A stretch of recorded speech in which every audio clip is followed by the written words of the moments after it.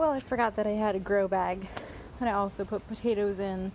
Same little mini potatoes as I had put in to the bottom of my green stalk. I figured if I'm harvesting one, I should harvest the other since they went in around the same time. I'm gonna dump this over, see what we have. Alright, emptied it out, got it back in the bag. This is all I got out of the grow bag. Not as much compared to the green stalk. So you can see, I kind of have them next to each other, but they're kind of heavy. This little bucket is smaller than this bucket, but this grow bag produced less potatoes than the green stalk. These are from the grow bag, those are from the green stalk. Could be situational, maybe not, but good job green stalk. You won this round.